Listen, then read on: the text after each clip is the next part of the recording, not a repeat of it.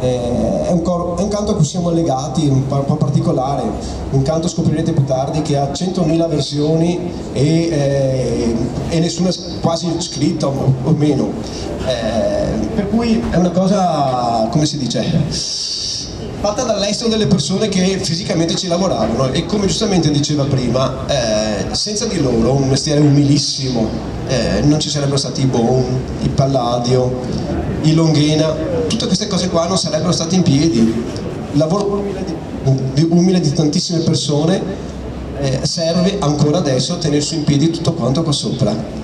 Vi lascio la parola all'amico Sergio che illustrerà il libro.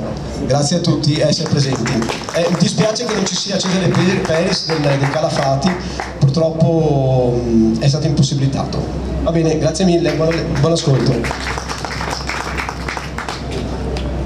Buonasera, ben trovati, grazie, vedo molto numerosi. Io parto subito con i ringraziamenti e ringrazio quindi l'avamposto che ci dà la possibilità di presentare questo libro. E devo ringraziare, come abbiamo sentito, Cesare Peris, che è il gastaldo della società di mutuo soccorso Carpentieri Calafati, che ha sponsorizzato questo libro. E ovviamente devo anche ringraziare il Coro Marmolada del quale io sono stato corista, ho chiuso in autunno per 58 anni. Di questi 58 anche 40 ho fatto il presentatore del coro, cioè colui che nei concerti illustrava i canti che venivano proposti. Illustravo dal punto di vista storico, dal punto di vista del testo, anche musicale. E questo fatto di essere presentatore, di studiare proprio i canti popolari, ha fatto sì che mi interessassi anche di questo canto. Questo canto, il canto dei Battipali, è stato messo in repertorio nel 2001 dall'allora maestro del Coro Marmolada Lucio Finco, e quando appunto l'abbiamo messo in repertorio ho cominciato a interessarmi di questo canto, però purtroppo dunque, i canti popolari, un inciso, i canti popolari vengono trasmessi diciamo da generazione in generazione, solo raramente vengono anche passano da un paese all'altro e quindi si modificano sia nel testo ma anche nella musica, però non si trova roba scritta. Solo la seconda metà dell'Ottocento, primi del Novecento, c'è stati chi, girando per i paesi, per le contrade, per le osterie, sentiva questi canti e qualche musicista che girava con la carta da musica in mano prendeva e annotava queste melodie. E da allora hanno cominciato appunto a fare queste, si chiamano trascrizioni. Questo capitava molto spesso in tutte le altre regioni dell'Italia settentrionale, soprattutto in Friuli e anche in Piemonte. E a Venezia invece si trova pochissimo o quasi niente, cioè si trovano testi, io ho dei testi dell'Ottocento, molto anche voluminosi, con molti canti, ma solo testi, non si trova la trascrizione della musica. Bene. E anche questo canto di Battipali, quando appunto nel 2001 è stato messo in repertorio, ho cominciato a interessarmi, però ho trovato pochino, ho trovato i testi, ho trovato, oltre al testo che cantavamo noi, anche su una rivista dell'Ateneo Veneto degli anni 30 c'erano una serie di testi di questo canto. Dopo parleremo anche dei tanti testi che troviamo. E quindi poi una decina di anni fa, leggendo, io frequento internet quasi tutti i giorni, e ho trovato su un'associazione musicale di Cividale un convegno, cioè avevano fatto un convegno, quindi c'erano gli atti del convegno di una musicista, Ella Adajewski, come vedete nel libro. e leggendo trovo, allora, diciamo subito chi era questa, così pronto? Ella Dajewski è uno pseudonimo, è nata a San Pietroburgo, però il suo nome era Elisabetta Gertrud von Schulz, quindi diciamo tedesca di origine. Comunque a 15 anni faceva già concerti in giro per l'Europa ed era pianista presso la corte dello zar.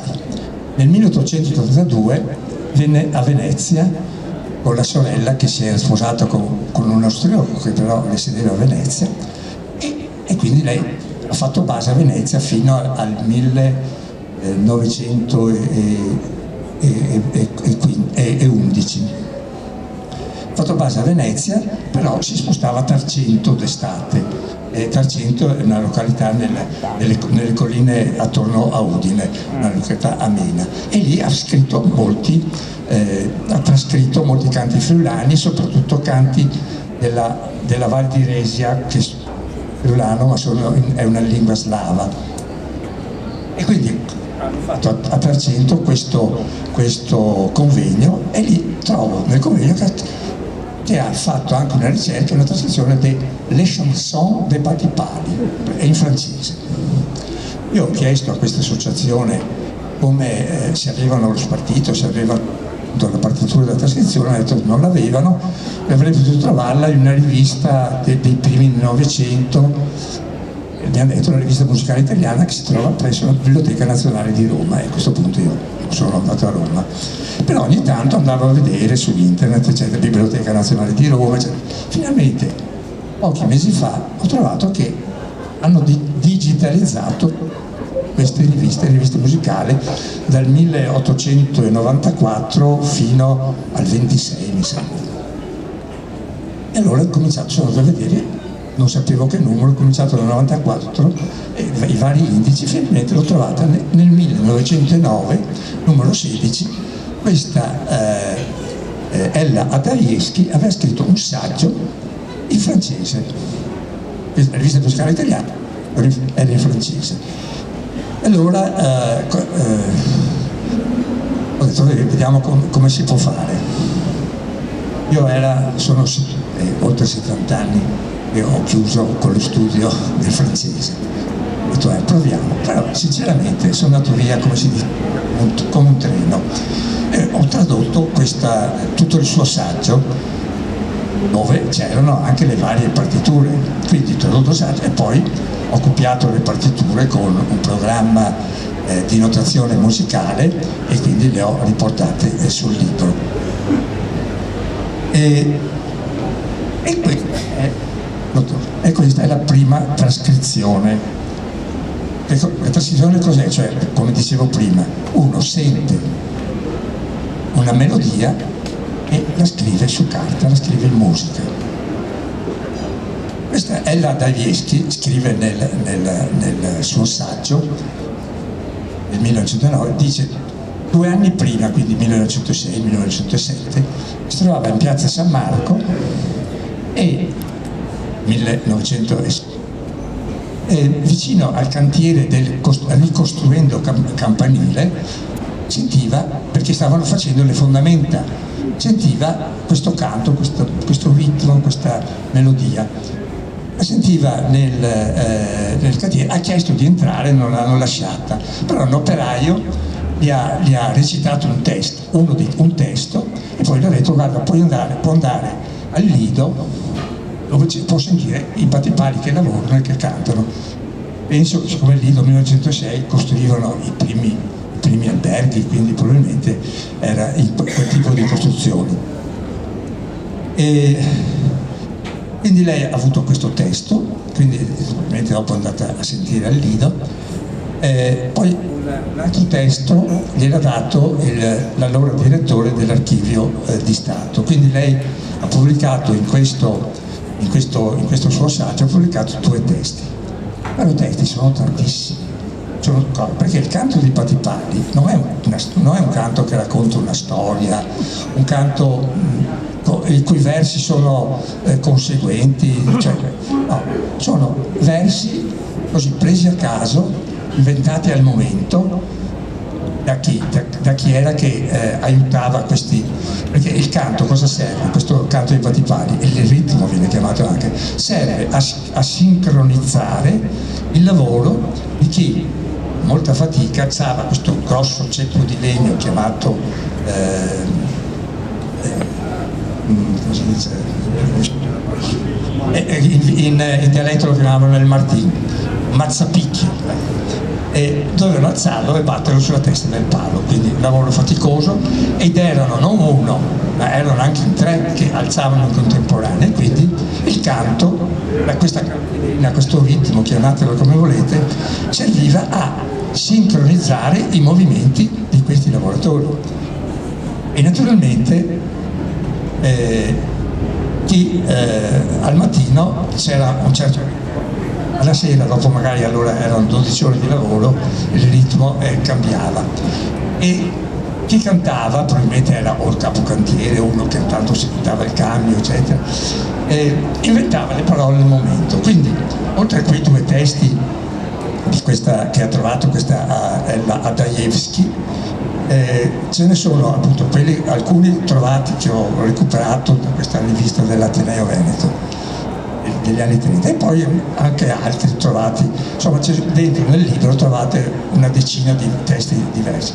Ripeto, non hanno alcun senso, però logico si riferiscono alle storie della Serenissima, a qualche emblema, religioso, oppure fanno anche non so, qualche fatto accaduto nel sestiere, nel campiello, che se lo inventavano al momento e andavano avanti così. E questa è la prima trascrizione. Poi negli anni successivi c'è stato chi si vede l'ha trovata questa trascrizione, e musicisti ed etnomusicologi. C'è stato Roberto Ledi, famoso etnomusicologo, negli anni 60 ho una pubblicazione dove vedo trascrizione di Ella Adajewski, revisione di Roberto Ledi. Allora, cos'è questo? Cioè, un musicista prende e cambia la tonalità, perché se le tonalità sono diverse, se chi canta ha un orile o una voce da baritono o una voce da basso, quindi cambiano le varie tonalità nella partitura. E quindi lui aveva fatto questo che poi è un unico solo musicale, con un accompagnamento. Poi, sempre di questo canto, nel 1954 un altro etnomusicologo, si chiamava Alan Lomax, che era statunitense, aveva girato tutto il mondo, e nel 1954 è stato qui in Italia, e dalla Sicilia fino registrava questi canti popolari, cioè non cose organizzate, andava nelle osterie, per esempio racconta che in Toscana è andato e ha preso il vino peggio che aveva, l'ha messo lì e lì si è fatto cantare da questi che si trovavano in osteria. E a Pelestrina ha registrato questo canto, e qui c'è riportata la trascrizione. Poi negli anni 60 Luigi Nono, famoso musicista, ha tenuto una lezione appunto su questa musica, ed è come si dice, ed è riportata anche quella. Diciamo che nel libro trovate tutto un po' la storia di Battipagli, così, perché c'è un po'. C'è la prefazione di Cesare Peris, che è il presidente di Castaldo, e poi ci sono tutte le varie partiture, sia quelle originali, sia quelle revisioni, sia quella di Luigi Nono, quella di cosa. E poi c'è un'armonizzazione, quella che ha messo in repertorio nel 2001 il maestro Lucio Fitto nel Marmolada, è un'armonizzazione. Che cos'è l'armonizzazione? Cioè non è il canto originale, cioè, ci sono i solisti che cantano i versi, gli stessi versi che si trovano nel testo, nei vari testi, però è una tessitura musicale, cioè vengono aggiunte delle voci, oppure all'inizio di questa armonizzazione c'è un lungo introito del coro muto che fa bom bom ogni tanto, ecco, e dopo ci sono più voci, addirittura a un certo punto arriva a 7 voci di accompagnamento. Questa è l'armonizzazione, che ripeto non è originale.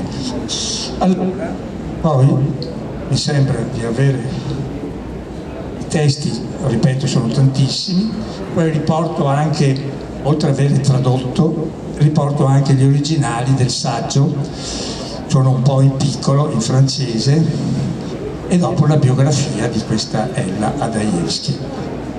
Io avrei finito, se ci sono delle domande, se no potrei fare, vediamo se si riesce, far ascoltare, io ho una registrazione dell'esecuzione del coro Marmolada, ce l'ho su un tablet, magari col microfono, 2 minuti tanto se c'è qualche domanda. Io ne ho una, ma erano i lavoratori che cantavano o era il capocantiere che cantava? Cioè chi faceva quel lavoro probabilmente non aveva la forza di cantare, c'era chi li accompagnava, probabilmente era il capocantiere, capobarca, oppure se si davano il cambio c'era quello che magari cioè io sono penso uno degli ultimi, visto che ho l'età, che li ha visti, però non li ho mai sentiti cantare, li ho visti quando chiudevano i canali per pulirli, facevano una riga di pali, un'altra riga di pali e dentro ci mettevano, perché tra palo e palo non è, l'acqua passa lo stesso e quindi riempivano di fango. Io ho visti quelli, però non li ho sentiti cantare, ecco. E do una certa età, se c'è qualcuno che li ha sentiti cantare, io. Ecco, bene. Sì, bene. Allora, se ci sono altre domande, se no passo a fare ascoltare un attimo che però devo aprire il tablet.